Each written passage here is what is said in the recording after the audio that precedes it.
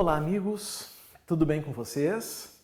Aqui estamos nós então de volta para darmos continuidade à nossa matéria de direito penal. Agora chegou o momento então do fechamento do tema lei penal. Nós estamos falando das disposições finais. Agora nós vamos então encerrar, e eu tenho certeza que qualquer questão que vier na prova dos senhores, vocês vão ter plena condição de lograr êxito. Nós estamos tomando todos os cuidados necessários. Duvido que qualquer outro preparatório esteja fazendo como nós estamos fazendo, ok? Bom, meus caros, na continuidade da nossa matéria, nossa série, nós adentramos na chamada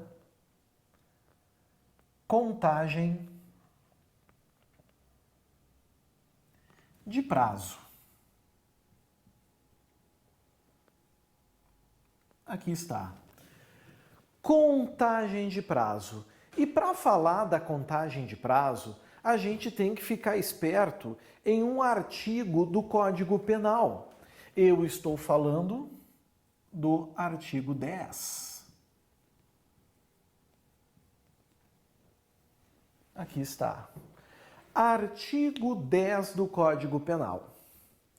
Bom, esse dispositivo, senhores, ele tem uma peculiaridade que merece um tratamento especial.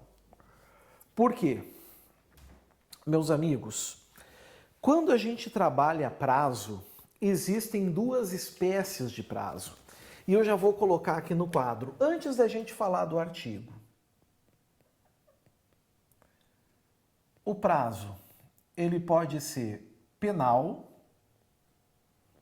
e ele pode ser processual. Aqui está. O prazo penal, ele também é chamado de prazo material.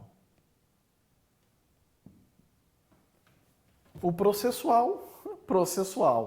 Também nós podemos encontrar em alguma literatura o prazo penal chamado de prazo substantivo. Também vale. E o prazo processual como prazo adjetivo serve também, ok? O que nos interessa na nossa aula é tratar do prazo penal. Esse é o que nos importa.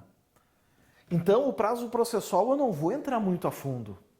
Mas para entender o prazo penal, eu preciso falar um pouco do prazo processual até para fazer a diferenciação. Certo? Então, para fazer isso, o que eu vou fazer agora? Agora nós vamos lá para o artigo 10, sabendo que nós estamos falando da contagem de prazo penal. Vem comigo.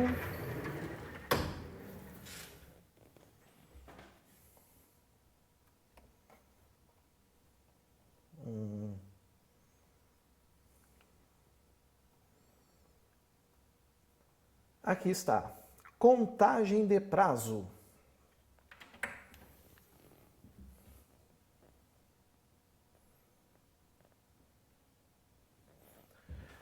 O dia do começo inclui-se no cômputo do prazo. Vamos cortar aqui. Contam-se os dias, os meses e os anos pelo calendário comum. Dividi em duas partes o artigo 10. A primeira parte, quando diz o dia do começo, inclui-se no cômputo do prazo.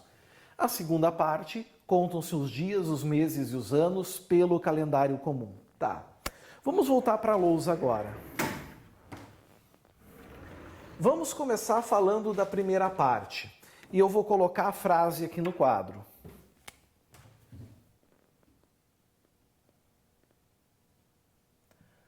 O dia do começo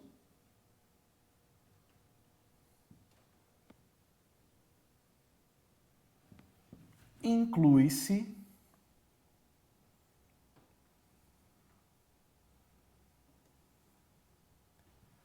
no cômputo do prazo. Aqui está. O que isso quer dizer, pessoal? Isso quer dizer que quando a gente está diante de um prazo material, nós sempre vamos contar o primeiro dia, como a lei está dizendo. Alguém talvez vai perguntar, mas professor, como é que eu sei que um prazo é material, que um prazo é penal? Fácil. Muita gente diz assim, professor, eu entendo que prazo é penal quando está no Código Penal e o prazo é processual quando ele está no Código de Processo Penal. Tá certo? Não. Não, porque às vezes gera confusão, às vezes o legislador confunde o candidato. Como assim? Nós podemos ter prazos penais dentro do CPP, são as chamadas normas híbridas ou mistas. Então, a forma de diferenciar é outra. Como é que vocês vão diferenciar isso? Assim, pessoal, ó, norma penal, certo? Ou prazo penal, são todos aqueles prazos, certo? Que dizem respeito ao chamado ius puniendi, que é o direito de punir do Estado. Tudo relacionado com o direito de punir, certo?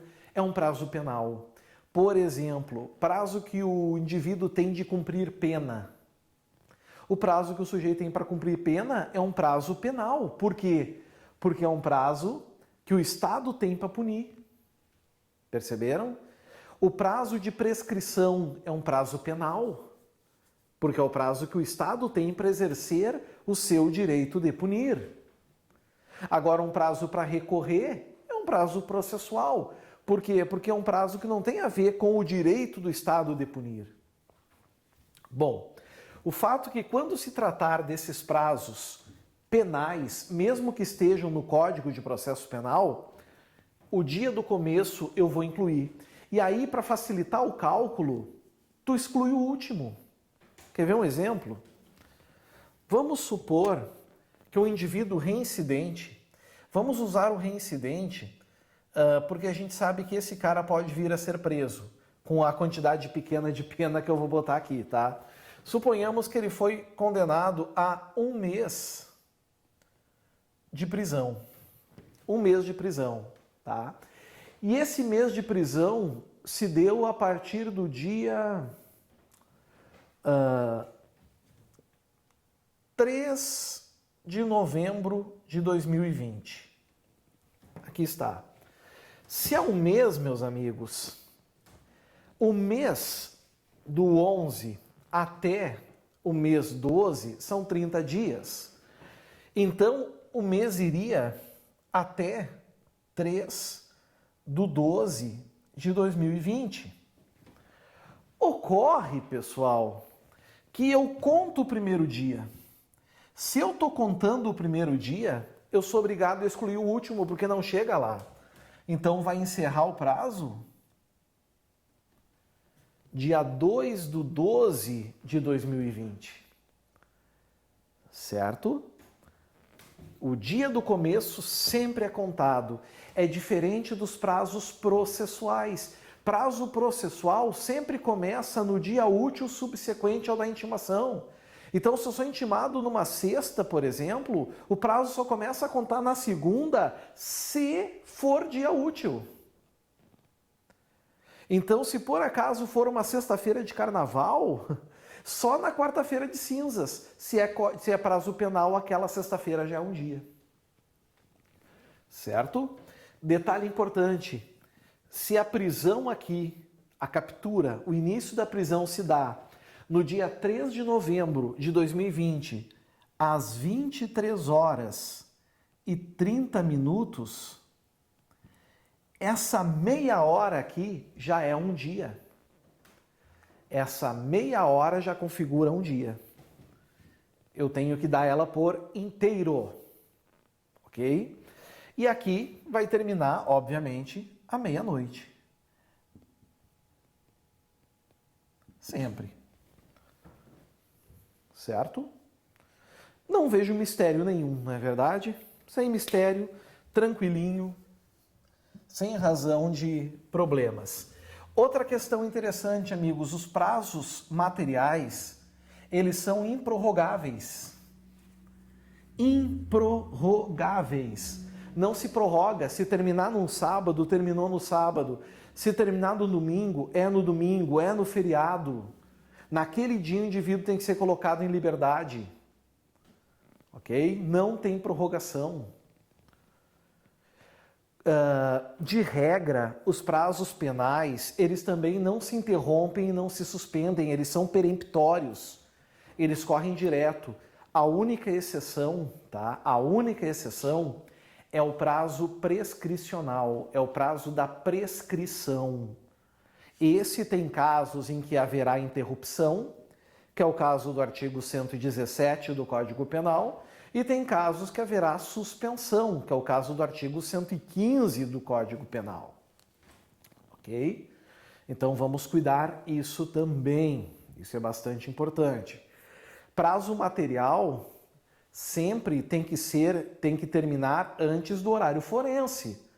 Então, por exemplo, se é uma ação penal privada que o ofendido tem que oferecer queixa dentro dos 6 meses, se o prazo for encerrar num domingo, ele tem que oferecer no máximo até a sexta anterior.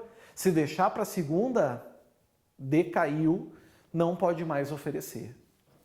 Então, cuidem isso, o dia do começo inclui-se no cômputo do prazo. Cuidado, o prazo penal pode começar em finais de semana ou feriados, pode terminar em finais de semana ou feriados. Prazo processual só começa em dia útil, só termina em dia útil. E agora nós temos a segunda parte.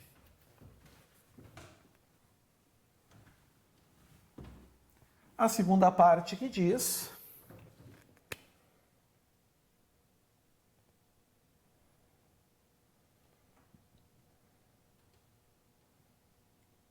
contam-se os dias, os meses e os anos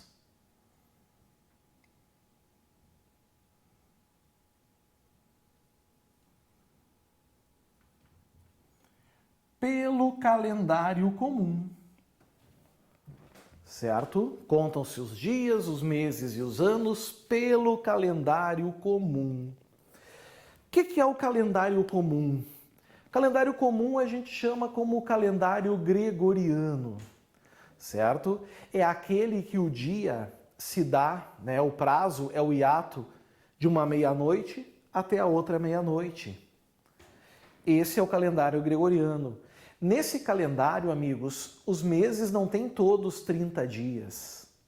Ele segue as regras, certo? Por exemplo, fevereiro vai ter os 28, março vai ter os 31, junho vai ter 30.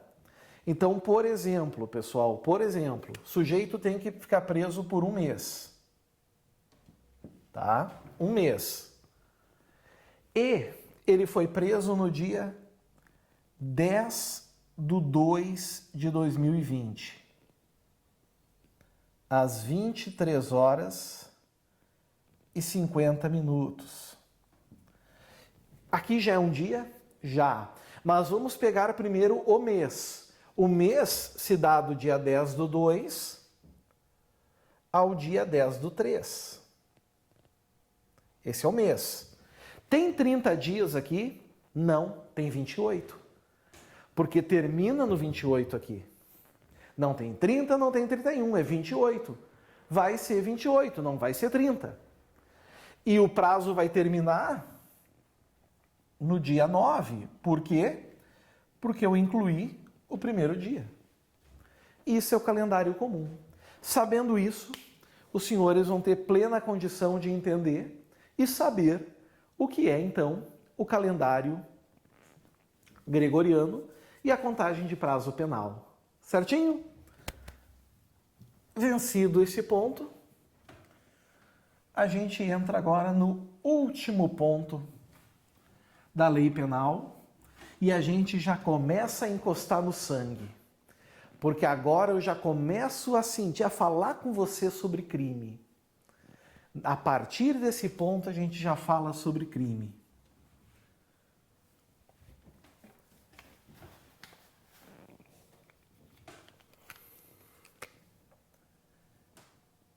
Legislação especial.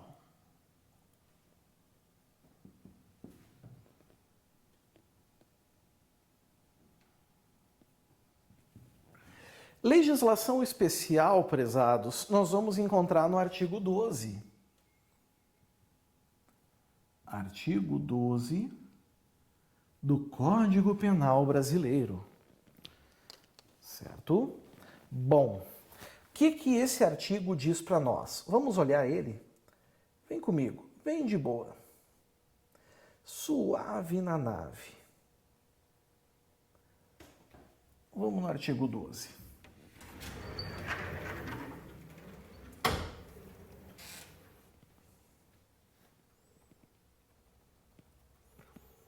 Legislação especial. Olha o crime chegando aqui.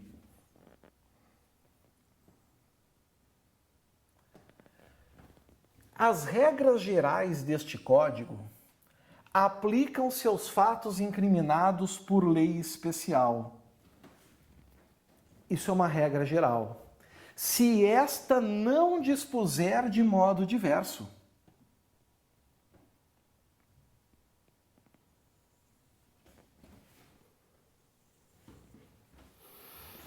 Bom, primeira coisa, o que são as regras gerais do Código Penal? Tá? Já viram? Posso voltar para a lousa? Quem quiser pode continuar acompanhando na lei aí, mas eu preciso escrever aqui.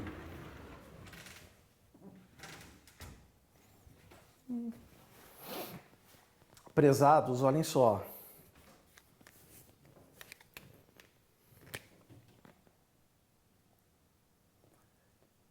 Regras gerais do Código Penal são os dispositivos que estão do artigo 1º ao artigo 120. É a parte geral do Código Penal brasileiro. Qual é a regra que o artigo 12 está dizendo para nós? Ele está dizendo que essas regras gerais do Código Penal, elas vão ser aplicadas às leis especiais, ou seja, normas penais que não estão no Código Penal brasileiro.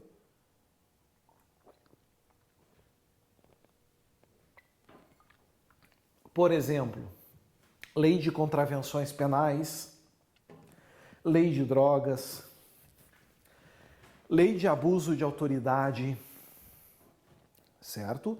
Tudo isso aplica-se às regras gerais do Código. Vale para todos. Só que isso é regra geral. Se eu digo regra geral, é porque existe exceção. E a exceção está no próprio 12, eu dizer, se esta lei especial não disser de modo diverso. Ou seja, se ela silenciar, eu pego as regras da parte geral do Código e aplico.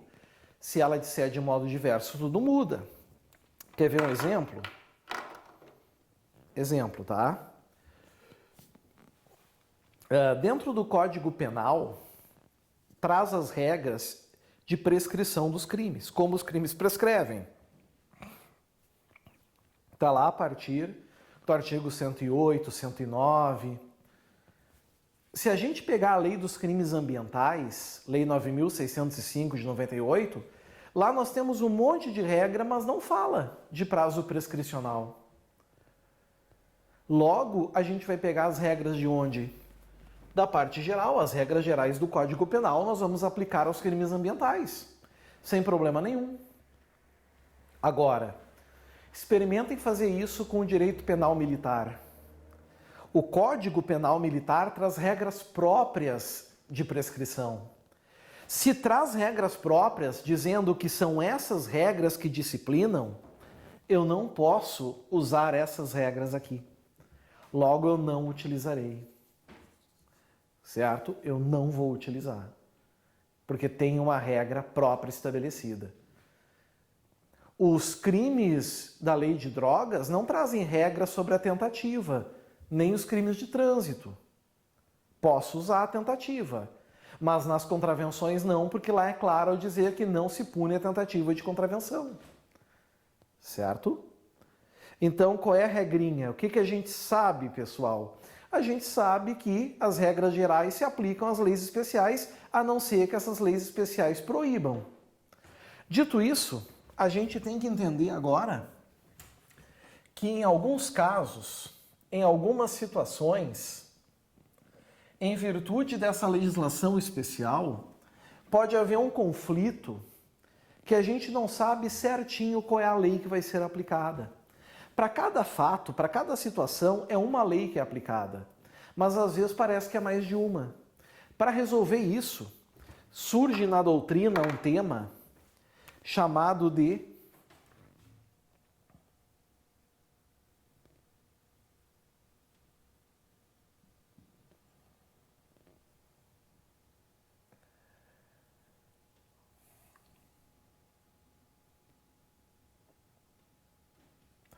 conflito aparente de normas. Ou seja, parece que duas ou mais leis, duas ou mais normas podem ser aplicadas a um caso concreto. Mas o conflito é aparente, porque na realidade, na essência, só uma norma, só uma lei é aplicada ao caso concreto.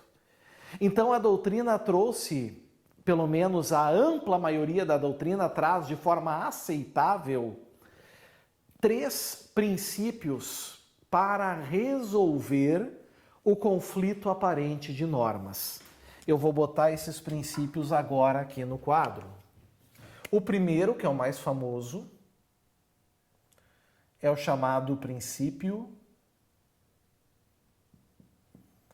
da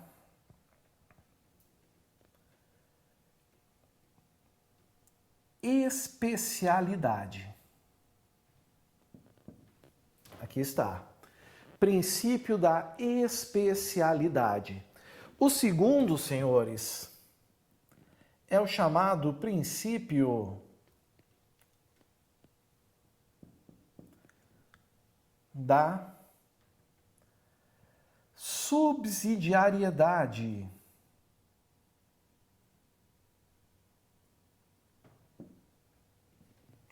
E o terceiro é o chamado princípio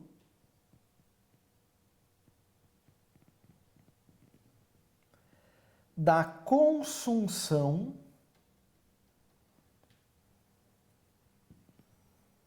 ou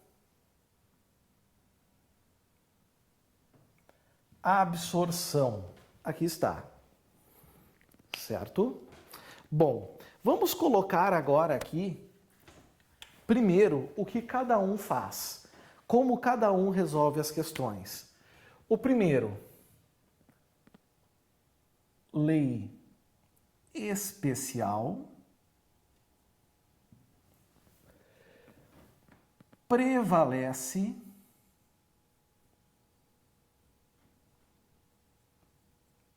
sobre lei geral. Aqui está. Segundo, lei principal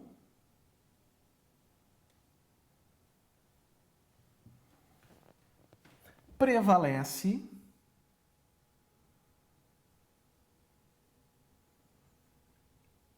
sobre lei subsidiária.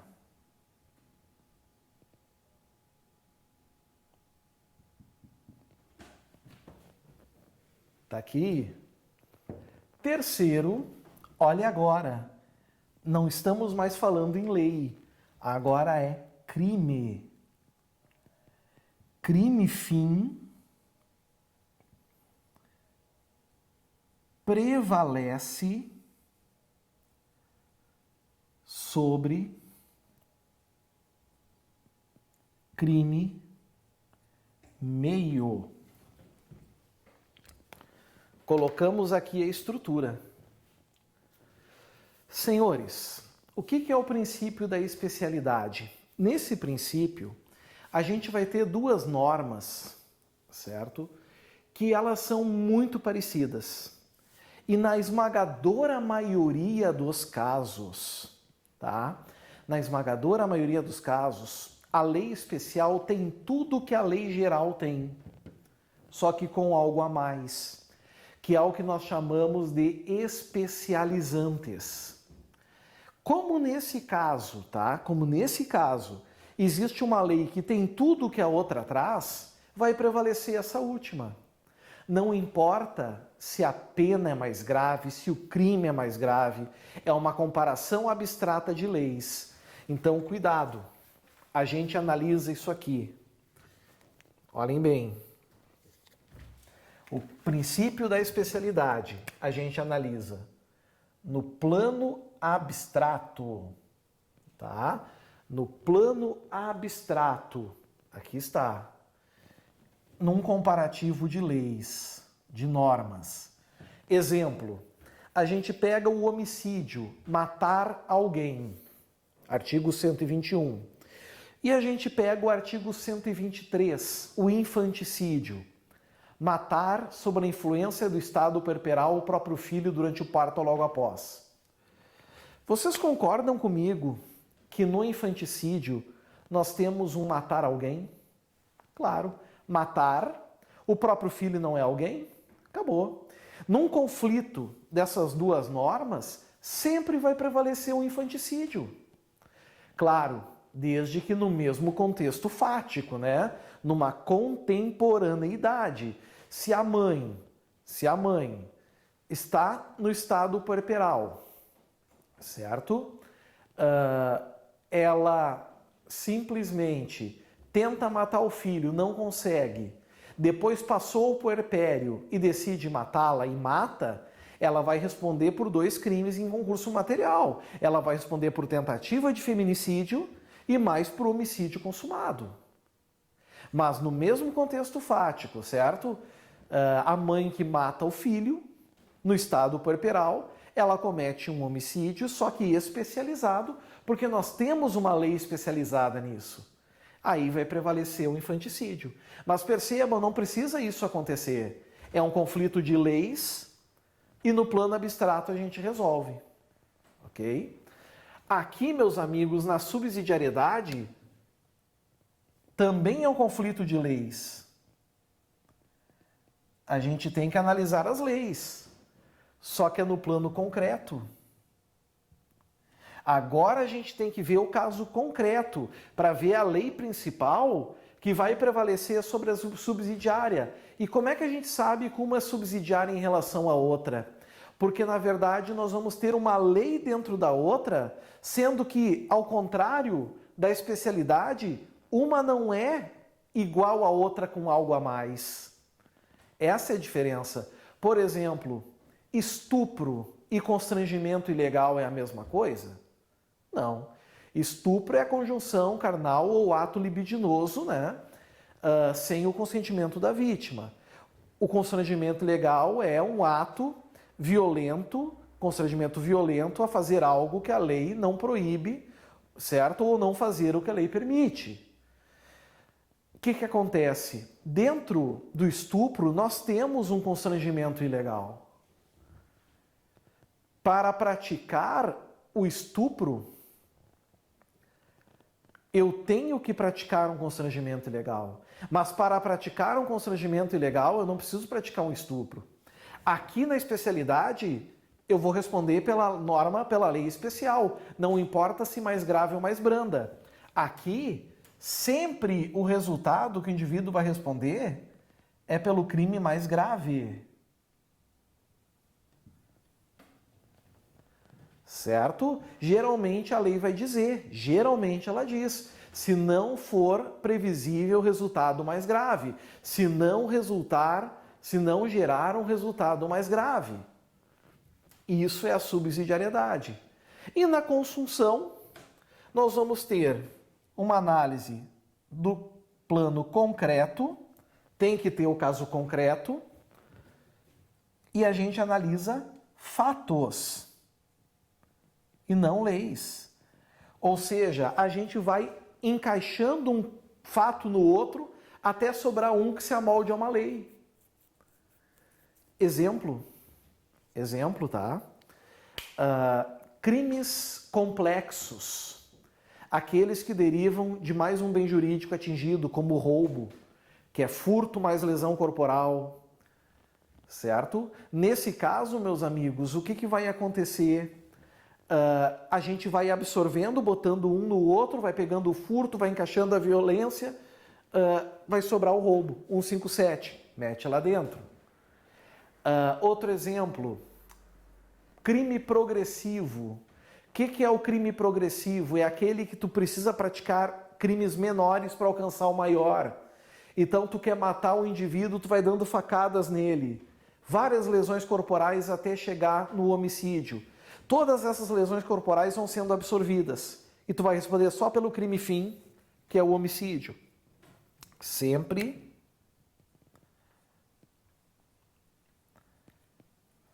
o mais grave. Aqui está, sempre o mais grave. Ou então, progressão criminosa, ou seja, agora, bom, já falei, né, progressão criminosa, crime progressivo, progressão criminosa, os fatos impuníveis, aqueles que ocorrem antes, durante ou depois da ação principal. Por exemplo, eu quero furtar uma bolsa, quebro o vidro do carro. Esse dano vai ficar absorvido. Eu vou responder só pelo furto, certo? Concomitante, as lesões leves durante o estupro ficam absorvidas. O indivíduo responde só pelo estupro. Ou o que ocorre depois, sujeito furta uma bicicleta e resolve vendê-la depois. Amigos, vejam, essa venda dessa bicicleta continua sendo a vantagem patrimonial que o agente quer. Então, isso tudo caracteriza a consunção. Qual é a grande finalidade da aplicação desse princípio aqui, que é o princípio da consunção? Evitar que ocorra a violação a um princípio, que a gente estudou lá na aula de princípios, evitar o bis in idem, punir duas vezes pelo mesmo fato. O sujeito é punido por furtar a bicicleta e depois punido de novo por obter lucro com ela? Não pode. A lesão ao patrimônio não é porque tu prejudicou o patrimônio de alguém, é porque tu está oferindo vantagem com o patrimônio de outrem. Aí está a grande questão. Então, amigos, são pequenas informações importantes sobre o conflito aparente de normas aqui. E aí, nós passamos a régua em outro tema do direito penal. No próximo vídeo, a gente já entra num dos pontos mais importantes da nossa disciplina, que é a teoria geral do crime, a teoria geral do delito. E aí a gente vai sujar as mãos de sangue. Nós vamos falar muito de crimes, de delitos, de resultado, de tentativa, de dolo, de culpa, de uma série de coisas, certo? Aguardo vocês nas próximas aulas, então. Um grande abraço, até a próxima. Valeu, tchau, tchau.